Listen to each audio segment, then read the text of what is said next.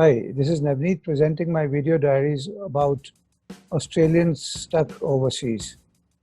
Today I have with me Shirley, who's been stuck in Kerala in India since February 2020. Hi Shirley, Hi, Navneet. how are you? Uh, Getting along. Getting along? I understand Yes. you saw one of my posts and decided to speak out about what's keeping you overseas, why can't you come back, and the problems that you've been facing. Tell me, how did you Yep. end up in India? I came to India because my dad was very ill. He was on a ventilator. So I had to, it was a very quick, the journey back here. Because I was here in Jan initially and had gone back to Sydney for a week and then had returned back very quickly. Luckily for us, Dad was he was weaned off the ventilator. And I just happened to extend my trip. So I was supposed to be back in Sydney by March first week, but decided to extend it till the end of March. 30th of March was my ticket. And 25th of March was the day when we went into lockdown, and there was nothing that we could do. Yeah, so just by, kind of the mistake of extending your ticket by a week or so has cost you dearly. Yeah, it's now more than 6 months, 7 months now. I know. Initially, when the lockdown happened around the 25th of March, they said it was going to be only for a couple of weeks, and then it kept on going. Exactly. Yeah, so I thought because my dad was so ill and being locked in lockdown state, it was good to be around with him, help mom around too, at the with everything. But then there was no end. There's no end to be seen. So when some people started organizing charter flights, and then Vande Bharat mission started, did you attempt to change your ticket to one of those flights? I've been trying. I've not been able. I didn't succeed in any one of them, but I've tried. I've contacted a lot of agents, but then there was nothing that they could do. I was not able to get a ticket. So neither on the chartered flights nor on Air India? No. In fact, I have a friend who owns a chartered flight company here in India. I've actually got him to even try, chartering a flight for us, because we are quite a few people stuck in Kerala itself. We're about 250 odd people stuck in Kerala. Okay. So we thought that if we could get a few chartered flights, we could get out. But unfortunately, he came back saying that there was nothing that could be done. They're not approving any of the chartered flights. So this was recently? It was a month back, yeah. It was a month back. Yeah. So, but as I understand, I flew in on the 1st of August, and there have been flights coming in after that time too. So apparently some flights have been approved. So yeah, some flights have been approved, but from South India, there's nothing that's come across. I think in between there was something from Chennai, but unfortunately, by the time we come to know about something, it's already out and reached Australia already. It's that quick. So let me ask you: are you registered with the Australian High Commission? Yes, I am. So you get all their emails? Yes, I do. But unfortunately, there's nothing that has been done with those. We're just getting emails and nothing. No action from any side from their end. No, as far as I understood, that there was no flights, no tickets were booked until the Australian High Commission sent everybody an email informing that this flight is being organized, so that everybody got a fair time to start booking at the same time. Do you think that's happening? There are 2 upcoming flights for the 22nd and 26th. For that, definitely I'm hearing that some of the people have got the tickets. Okay. Other than that, the previous ones, it was a miss and go. Like some people got the emails a day earlier. There were a couple of times I seem to be getting the emails later than a few others, So there were differences in time when we were getting the emails too. So that also we could, by the time we got the emails, we would have missed the flight. Have you tried corresponding directly with the AHC?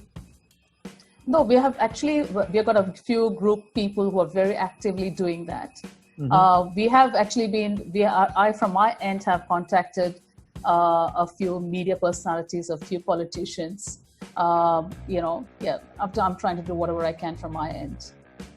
No, I was chatting to somebody else, and they said that they sent an email to the Australian High Commission citing an urgency to return, and they were told that they would be put on a priority list. I don't know if that exists.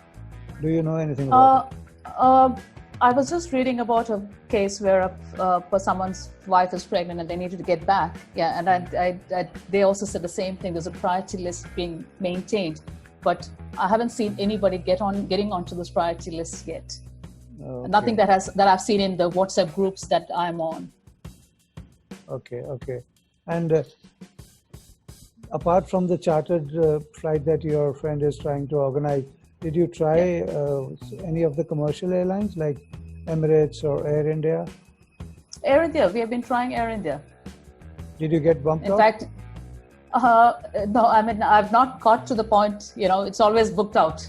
It's as simple as that, booked out. There's nothing else that we want. I've heard of that, and that's a very, very bad way of doing things. Imagine getting to the airport, getting a boarding pass and not able to take the flight. Yes. Yeah, in fact, the last Air India flight I was from Delhi, and the night before I called them from Chandigarh asking, I am traveling to Delhi for this flight. Is my ticket confirmed, seat confirmed? And they said, yeah, you already have a boarding pass. I had a boarding pass. Wow. I had checked in online, and still they didn't bring me back. Yeah. When I asked them that, what happened, they said, oh, the Australian High Commission decides who goes, which was not correct, because I called the High Commission and they said, we just have a cap. We don't know who's coming or not coming. Yeah, that's what, the thing is that there is no clarity. There's no transparency. And so we have no clue what's happening, and we get told this is what's happening, but in fact if you actually start to dig into it, we realize it's something totally different story altogether. Me being in Kerala, the thing is that most of the flights have been going off from Delhi. And for us to actually get to Delhi itself, it's a big problem, you see, with all the domestic flights, connectivity, then going there, staying somewhere there. A lot of people I know who have, I've been hearing, I don't know them personally, hearing that people who have actually reached Delhi from Kerala and then had to return back, which is not correct because they were not informed earlier, So I believe we have to, somebody from SBS is taking up this issue with the aviation minister in India.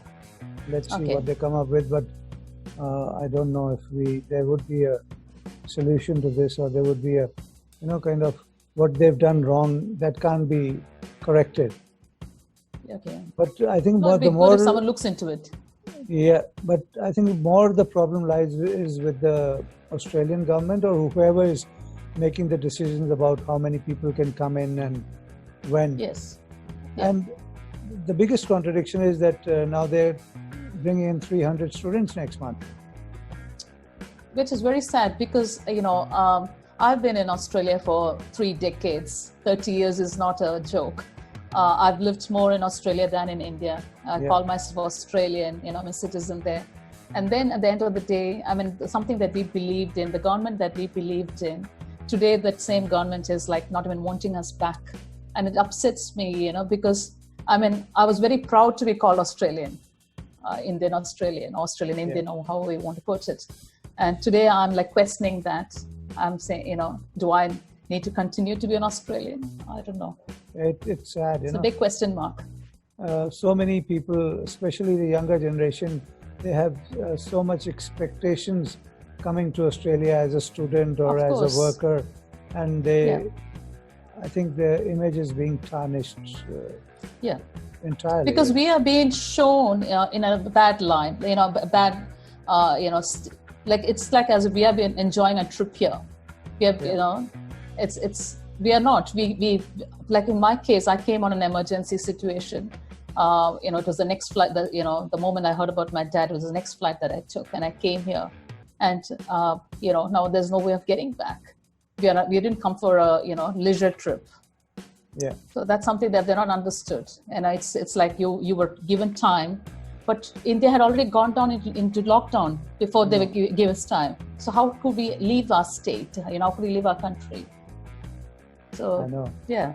Let's say, I'm not sure whether that will happen, but just in case somebody who makes the decision is watching this video or happens to watch this video, what would you like to tell them? What would you like to say to them?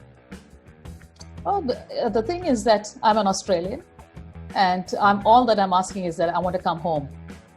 And currently I'm in another country, and I know that this is the country I was born in, but at the same time, from my heart and my mind, I'm Australian, and I want to be home with my children and my husband.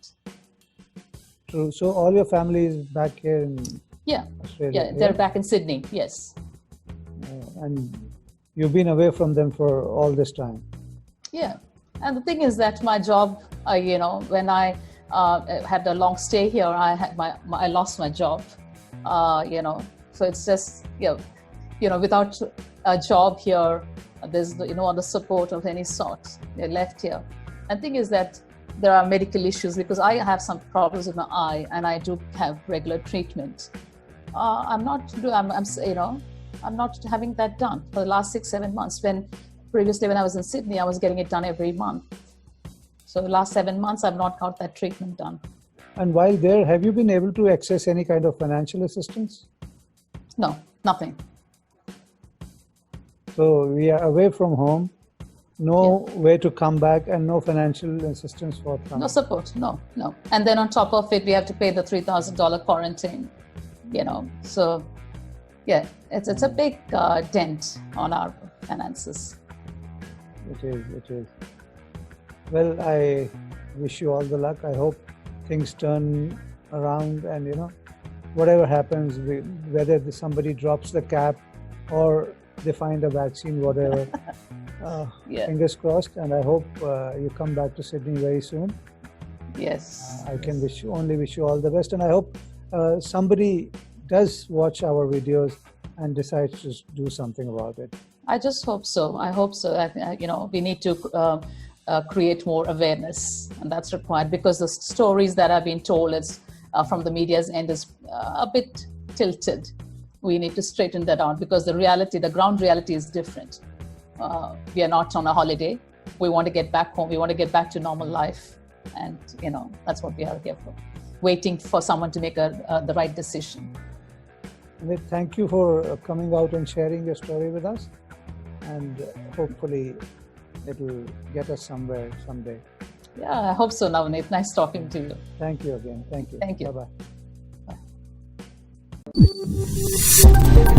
Bye.